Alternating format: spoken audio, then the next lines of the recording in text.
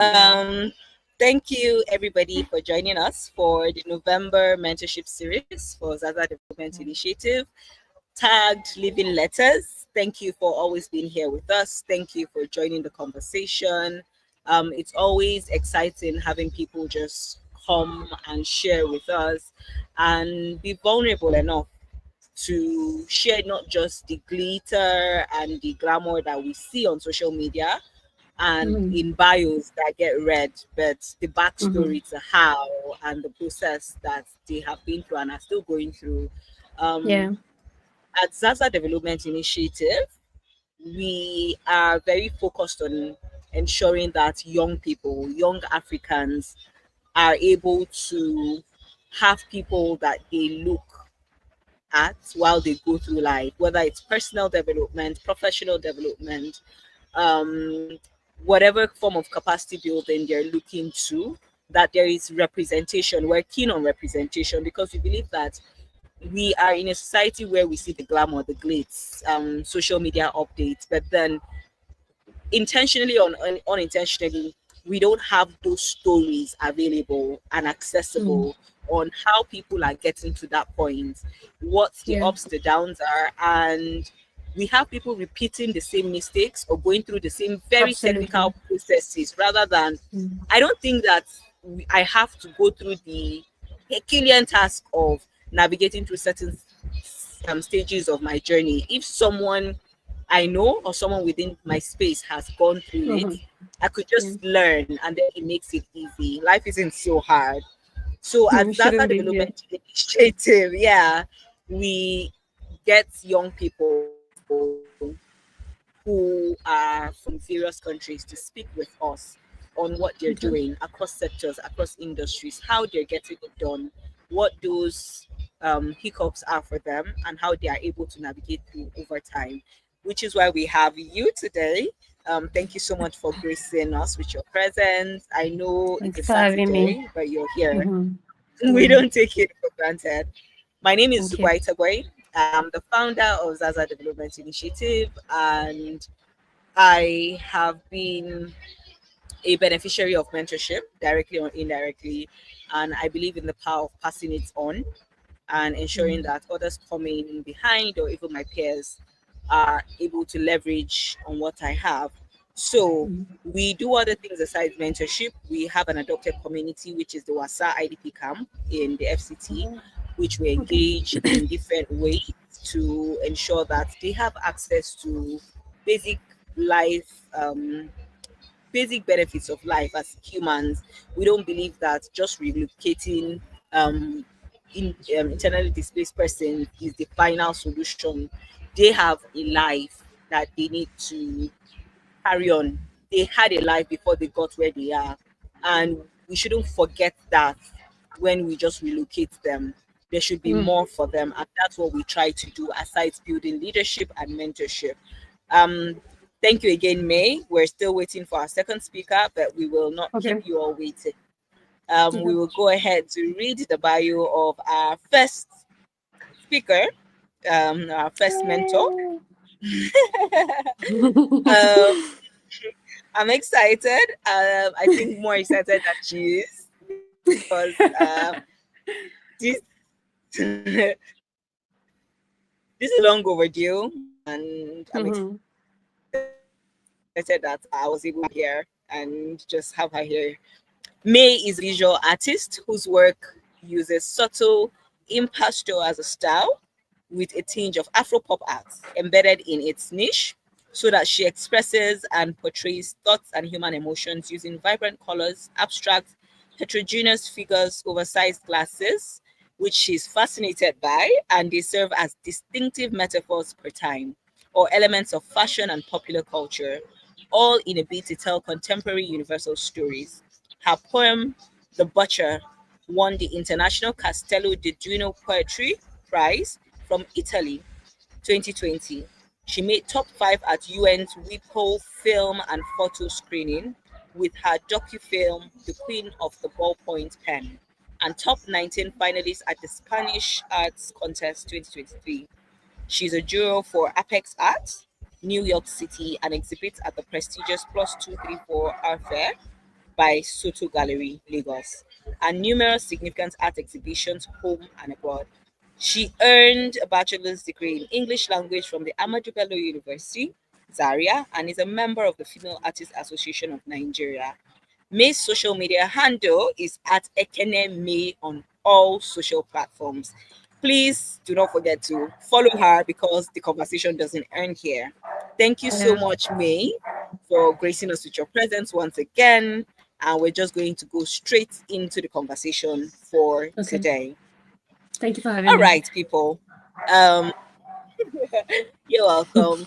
So, we have read May's bio, and today we have someone from the art space. I think during our last conversation, we had someone who was within the art space, but more of dance. So you can Mhm. see that we're not just in the civic space or public sector. We had someone from the dance industry and also public service. So it's what we call civil servants in Nigeria. Yeah. And today it's a difference so that we know that young people, irrespective of what you're into, there's representation for you.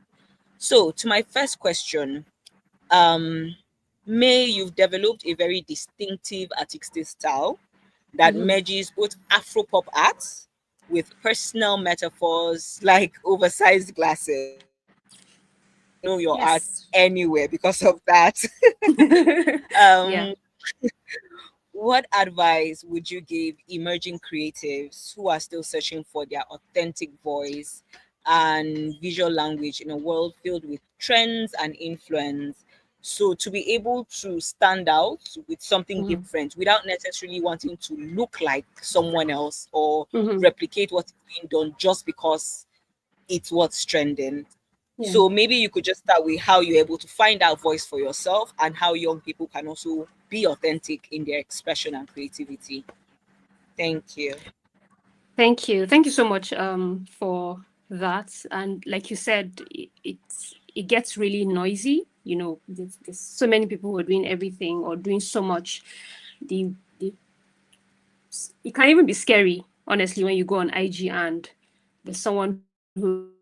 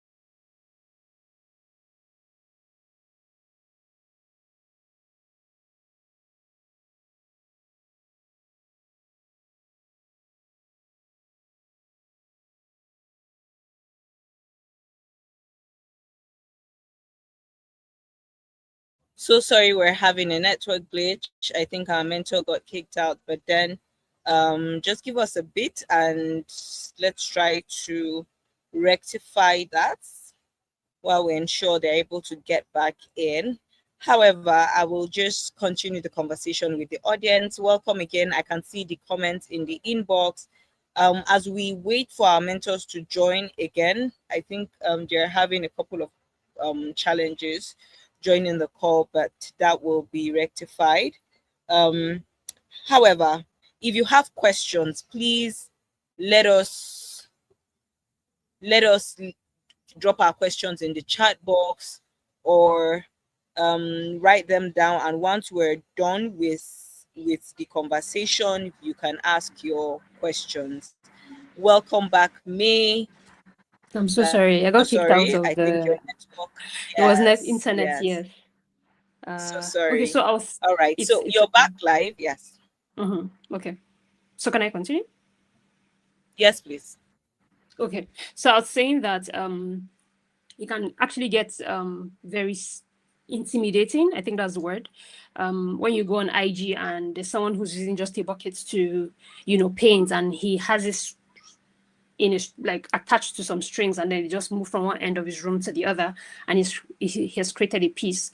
But I know that one thing that I did, to get to the point where I started creating masterpieces was I was intentional about it. I was intentional about wanting masterpieces. I was intentional about praying to God and saying, I want to create my own masterpieces. But then I also took steps, right? I had to, create quiet times where I just listen, times where I'm just calm, times where when an idea comes to me, I don't discard it. I maybe sketch it or just try. And I was also very particular about trying everything. I tried everything. I had a lot of references online. I'll try to paint it from landscape to portrait to whatever, to a bicycle, to, to a fan, whatever it was. I just kept painting. I just kept working.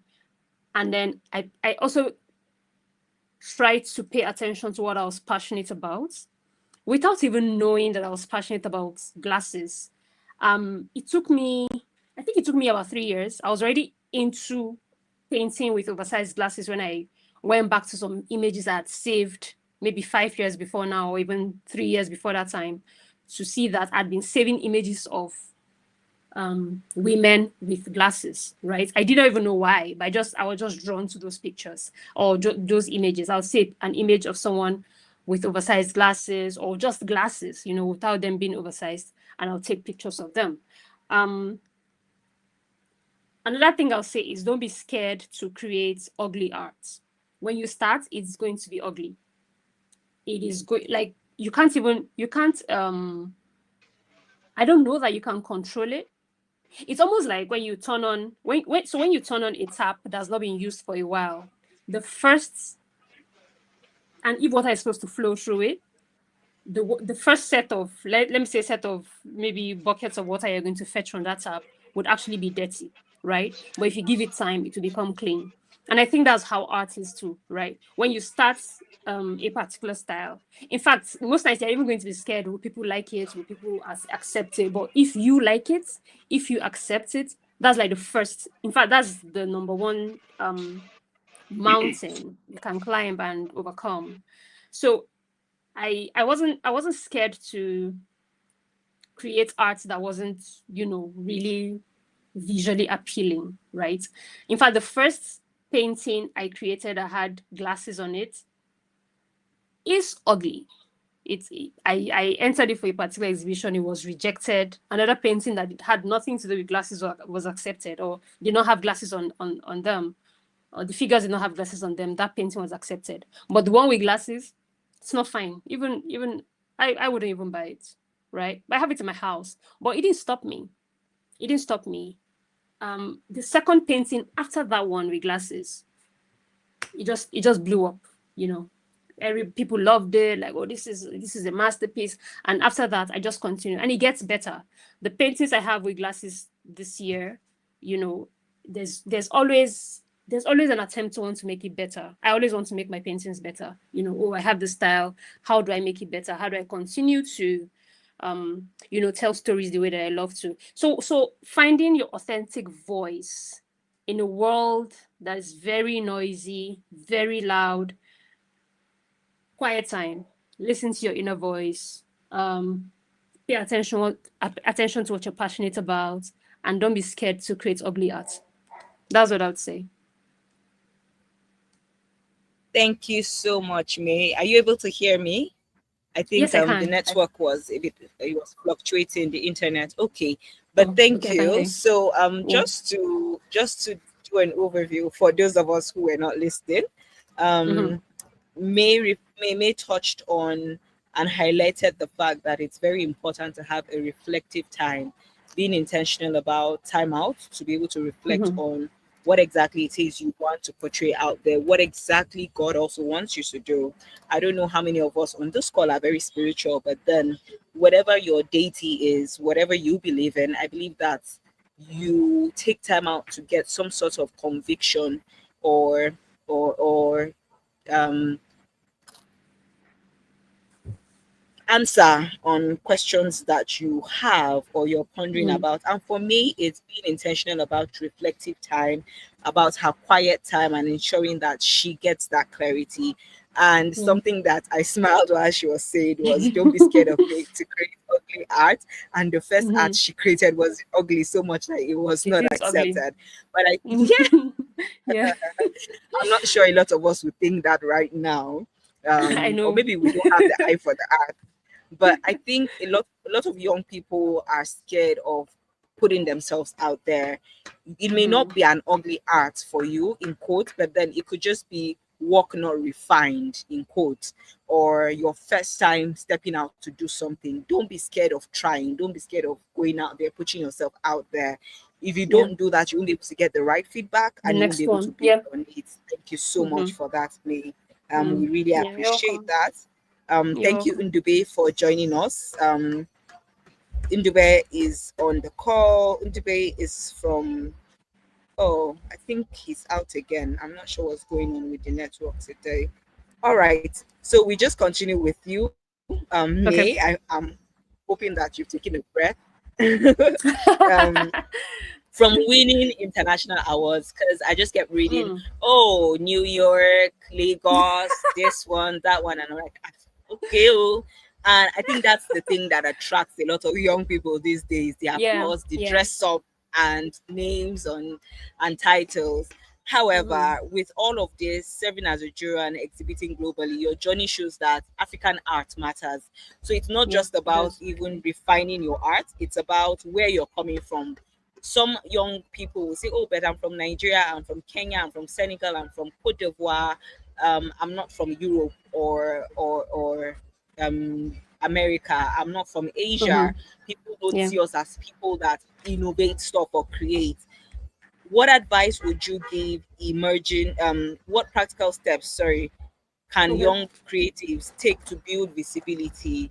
We have this thing now. I know that I have this thing and I know that it's refined, but how can I be visible? How can I ensure that people know that I am it? My work is credible.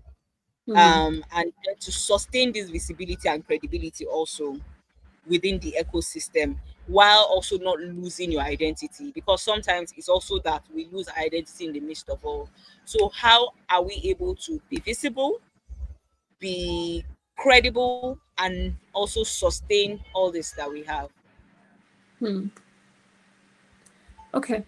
So I was going to when I so you know how when people say, oh, when you paint for paint for the arts, do this. I was going to say, oh, when you don't start painting, be passionate about it, understand your why. Your why will keep you. Let me be honest. Let me let me be honest.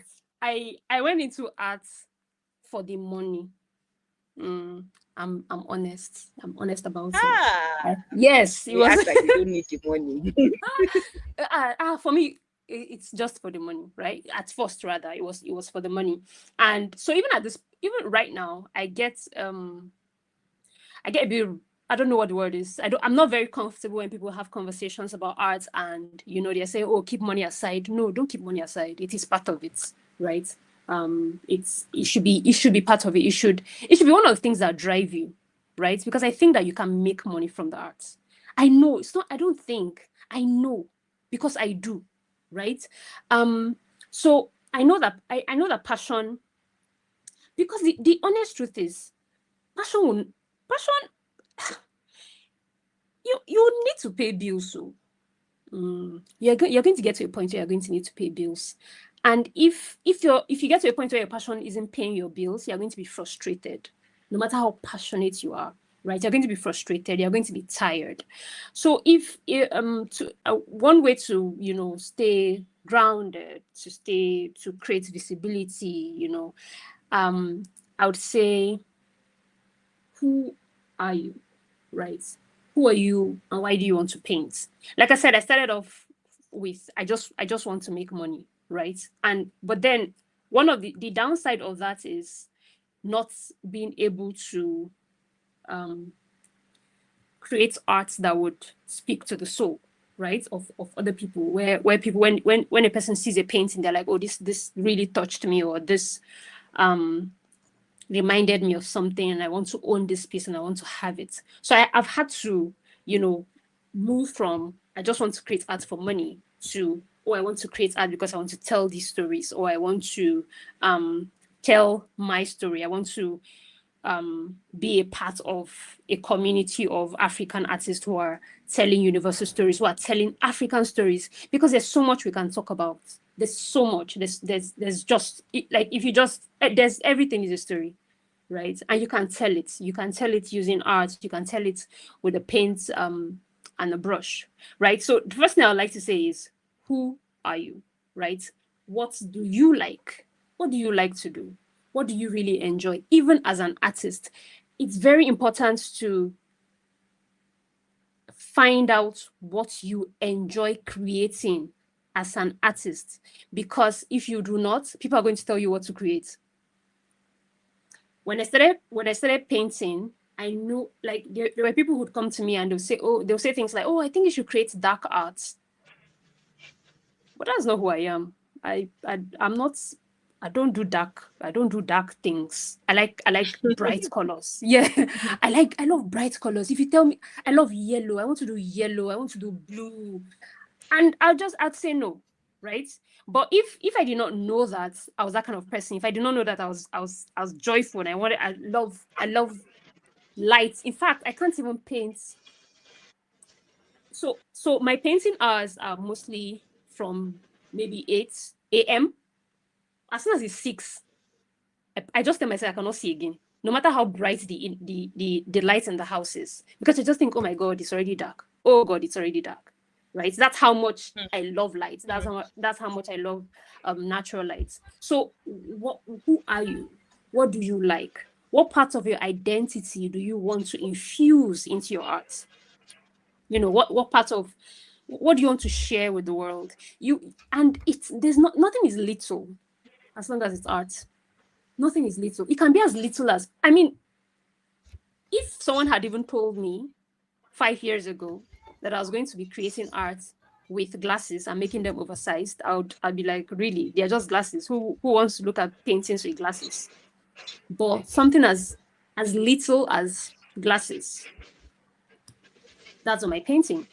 And the beauty of being African and the beauty of telling African stories is you can make it universal and everybody will relate with it and everybody will relate to it. There are so many twists and ways I can tell the story of glasses. In fact, I can even bring up the fact that my dad had glaucoma, and so the entire world relates with it, and I'll just infuse that. So how do you stay visible? How do you stay grounded? Who are you? Go and find out who you are first. Go and do the work of self-awareness. Go and do the work of knowing yourself. It can be scary. It is scary. It was scary for me, right? Sitting down with myself and just thinking, who am I and what do I really like? What do I really enjoy? And holding on to what I enjoy, no matter how simple it seemed. Because again, there are also times when you're doing something very simple and other people are doing very complicated stuff, and it looks like yours is too simple. But hold on to it. You can make it bigger. No matter how simple it seems, no matter how simple it looks, you can make it bigger. And then do your research. Research, read. I know people who create art and they talk about the knock culture. Only research would help you do that. It's only sitting down to read and go back in time to search for what has been done before, what it looked like. How can I make this, murder? And there's something I have there's something I have on my works, and it came from wanting my figures to wear corsets, because I'm like, that's what's in vogue right now. right? I want when someone sees my paintings 100 years from now, I want them to know the kind of outfits people wore in 2025, the kind of outfit people wore in 2024. So pay attention to trends, be like just be open-minded, open your mind. And I feel like that's like one way to, the moment you're able to just open your mind, absorb, not not overly do it, because it can get very overwhelming as well. But knowing who you are can help you stay grounded. Knowing what you like can help you stay grounded. It can help to remind you of why you started and what you do. So I was creating a body of work, and I noticed that I was beginning to move away from the bright colors that I really liked, right, or really love, because I wanted to start doing like muted tones and all of that. But I was not happy. The tones were muted, but I was just not happy. And I know that the Holy Spirit was telling me, remember why you started, remember the colors that you love. I'm like, yes, I love yellow and I love bright blue. And immediately I just covered those paintings back with those very bright colors, and that was it. you know and that's one way to stay grounded. That's Yeah. one way to continue to um be yourself in a Mm, world that wants you to change, to create for mm-hmm, them. You have to first create mm-hmm, for yourself. You have to even love mm, what you've created. Yeah. mm-hmm.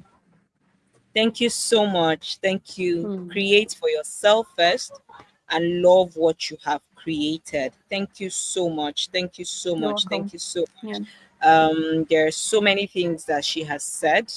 What do you want to share with the world? What part of you are you willing to share with the world? If you don't even know what you like, if you don't even know what exactly it is that you have inside of you, then it will be impossible to now create it, to be able Mm-hmm. to send the right message. And for something that we don't like to talk about, please put the money there. The money is important as much Add as it. you're thinking doing It's the work. so The important. money It's is so as good. important as the work. Yeah, thank you so Mm-hmm. much for that. We have our second speaker, Ndombe, on the Yay. call. Again, he's out. He has gone out. Wow. Oh, Okay. So we will just go to the last question for our all right. mentor who is still on the call. Okay. Um, So, for we've heard you speak about credibility, sustaining Mm-hmm. visibility, Yeah. and how you were able to just navigate through this. I know you've touched on it already. We're going Mm-hmm. to talk about how you blend your colors, emotion for storytelling. Your art Mm-hmm. beautifully blends colors, emotions, storytelling to reflect Mm. human experiences. I know you already started, but just as a way of rounding up, how can Okay. young artists harness this creativity, not just for self-expression, but Mm-hmm. to inspire empathy, to inspire conversations around issues?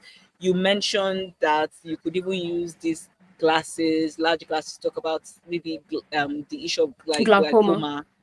And Yeah. so how can you use these blends Mm-hmm. to inspire social change in our communities, dialogue, to inspire empathy in what we Mm-hmm. do in life? So I interestingly, I had like an answer, but I think it's going to change. So one thing I would say is, first, before you're an artist, you're human, right? Mm-hmm. First off, you're human. And I think one way to create empathy is to tell human stories. Because Yeah. you're human. Which other story are you going to tell?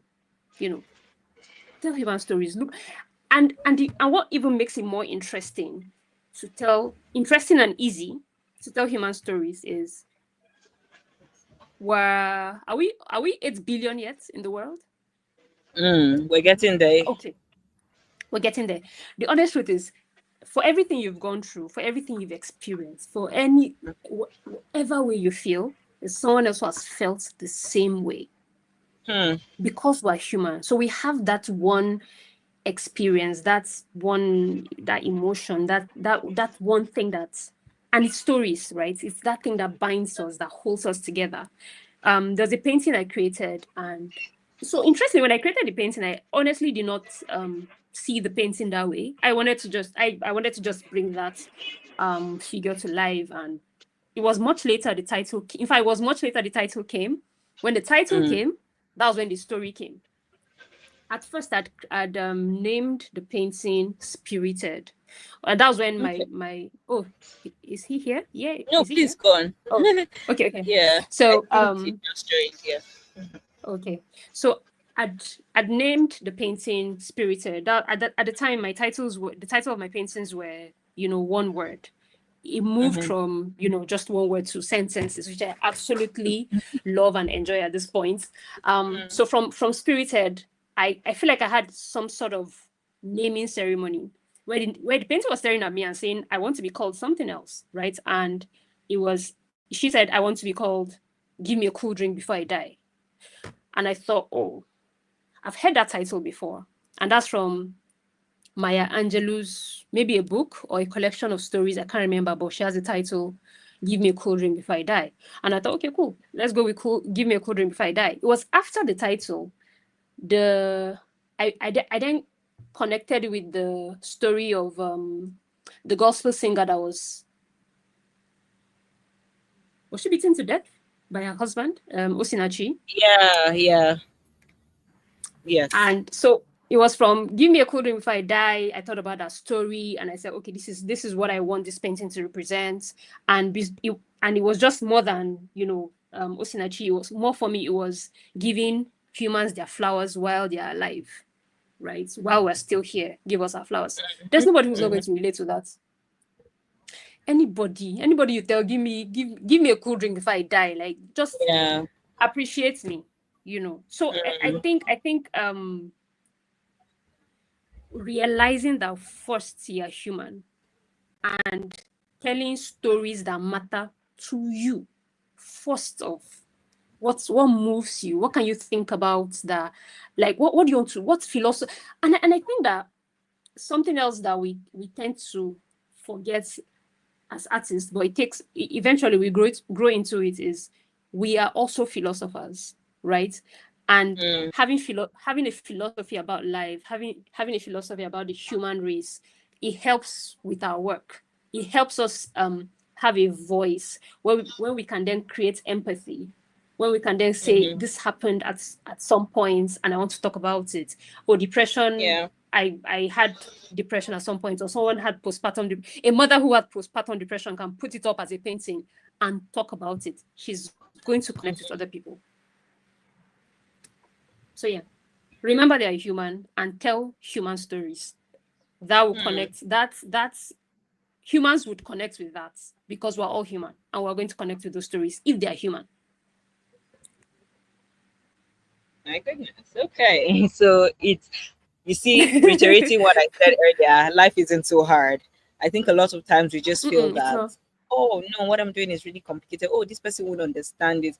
In fact, I've heard people a couple of times say, and at different occasions, oh, you won't understand it. And you're not there, or Trust it's me. not your kind of, you won't understand it. But then I'm hearing, as long as it's human, we are all humans. At the end of the day, we all have Yeah. similar Yeah. experiences. In fact, I think one Yeah. thing that this mentorship series has taught me is that, irrespective of our Mm. industries, our sectors, irrespective of our countries, we have shared Mm. experiences, we have shared Yeah. understanding, we have shared challenges. And a lot of times True. it's just the thing of opening up ourselves to share these journeys of ours and letting people, seeking Mm. seeking help when needed, seeking input or Yeah. insights, and telling someone, oh, I'm here right now, have you been there, have you done this, what do you think, even if you've Mm. not been there, is this something Mm. you've thought about? Yeah. And even bringing people on a what do they call it, on a platform like this that just makes it easy to communicate. The world has made a lot of things very easy. You are in Mm. Ukraine, I'm in Tanzania, but then we can just communicate and engage and express ourselves, and we're able to learn Yeah. from each other. So please tell human True. stories. I know that being vulnerable is very tricky and It it is. can be Yeah. very possible sometimes, but um ah, there's nothing as beautiful as being vulnerable. I think sometimes you take a sigh of relief after you are vulnerable, because True. we just take it, hold in a lot. We hold in a lot, and it's the fear of Mm. being judged, fear of saying, Yeah. "Oh, I will look too weak. I will look very unserious, lazy. Mm. Yeah. Nobody will Yeah. understand." But again, the truth is somebody might be having it worse than you, and your story might be that one that brings light to the person. So please tell human stories. Tell your story. Your story is human story. Please don't go and be Human. searching for human Exactly. story. Some kind of complicated. Your It's story not is an human assignment. enough. Yeah. Yes. So just share Mm. it the way it is. And then Yeah. if something needs rebuilt on it, it could just be someone else adding their own voice. And that's how we move from this. Thank you so much, Yeah. May. I'm not You're sure what's welcome. going on with, so because we Must be are supposed to internet. have, yes, so I will read the bio of our second guest. Okay. One of the reasons why I'm thinking he's been having this challenge, he's a farmer, and a lot of times he's at the farm, and it's very crazy internet connection there. So a lot of times he struggles. Oh, he's just got back. Yes, I tell Yes. only the person. So You said it. hi Okay. Indube. So we were trying to get you online again, and I was just trying to explain to them how you sometimes you have to be at the farm and it can be impossible with Oh, network. hello, I'm very sorry. My network No, no, please. is. It's fine. It's totally fine. So I will just quickly read his bio. Ndumbe Nzege is a Cameroonian agripreneur and founder, CEO of Ndumbe Group of Companies, a fast-growing agribusiness transforming the plantain value chain. He started with 5 acres of plantain farming just 2 years ago and is now expanding to his 200 acre from 5 to 200, supporting farmers with climate smart production and value addition. Ndumbe is also the first prize winner of the Douala Youth Innovation Challenge, organized by GHSS and sponsored by the Mastercard Foundation. His work focuses on empowering youth and women, enhancing productivity, and building resilient food systems across Cameroon. So Ndumbe has been doing a lot. I met him 2 years ago, and this is a young man that I'm really proud of and the work that he has done so far. So we will just try to manage this internet connection and get the best out of him before anything else happens. So to the question for you, Ndumbe, you are someone who is transforming the plantain value chain, and we just want to know, how do you see innovation shaping the future of agribusiness in Africa, especially in engaging youth to tackle climate and food security challenges? I know that we've been having a lot of climate issues, food insecurity, low harvest. We've been having insecurity in terms of even farm productions and insecurity to farmers. You're doing a lot in agriculture. How do you see innovation shaping the future of agribusiness in tackling climate and food security challenges?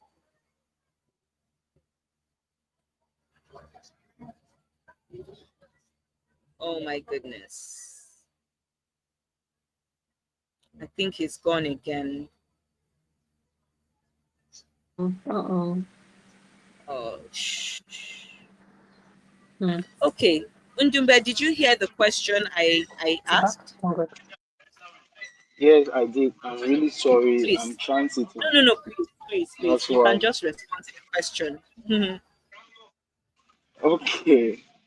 All right. How innovation is shaping the is it the agricultural sector? How Please ask it innovation again. can help tackle climate and food insecurity, and also how it's shaping agribusiness and productivity.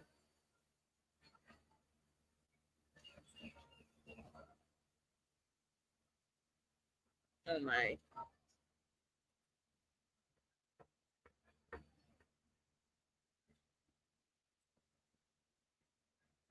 Oh, sorry about that.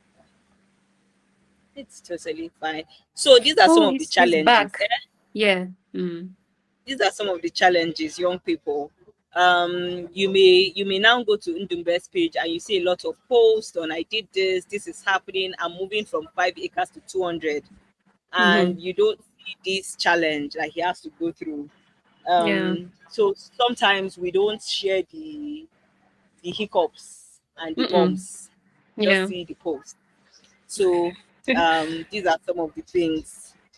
I think we'll just give him a bit of time, and Okay. then if we're not, just so that we're also able to manage our time, if we're not able to get him online, what we will do is we will just see how we could do a recording, a full recording, Okay.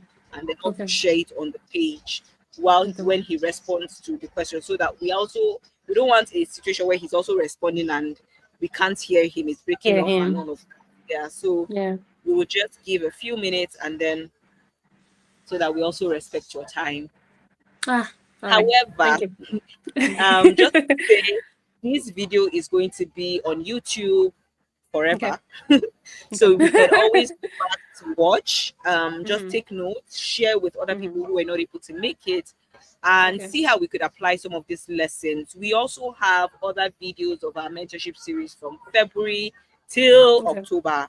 Oh wow. Different young people across different industries and sectors, different specializations across different African Mm-hmm. countries, from lawyers to dancers to civil society activists to agripreneurs to people within the tech space and so many other people, civil servants. So it cuts across different sectors and spaces. For Mm. whatever niche you are focused on, there is someone who you could reach out to. And we Mm. also have their handles for you to be able to follow them and just follow the work that they are doing and ask questions Yeah. if need be. Yeah. We really would love to have you join us for our final um, mentorship series for December, also, which will be coming up the last Saturday of December as we Okay. round up. Hopefully, before Okay. then, we will also have our outreach to our adopted community. Also, it's a health outreach. Okay. We're doing a donation drive where they have not had a community healthcare center at all for 3 years, Oh wow.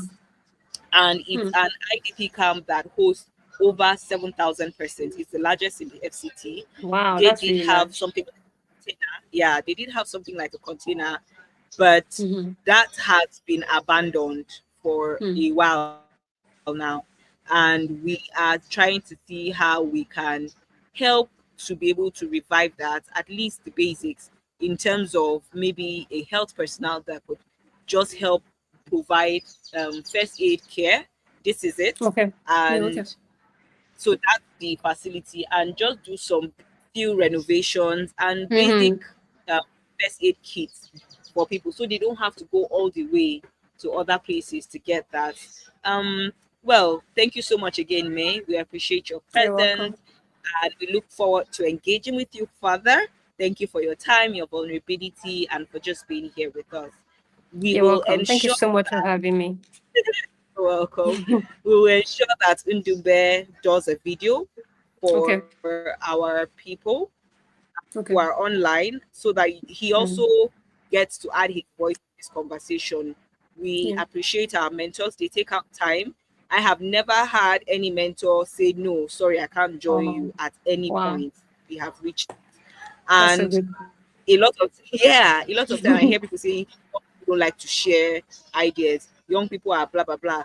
But I have seen young people do amazing in terms of collaboration and Mm-hmm. just being for each other. And this is a Yeah. very practical example. Thank you so Yes, much it again, is. May, and have a good Thank you rest so of much. the weekend. You're welcome. Thank you so much for having me. All right then. Bye. Bye.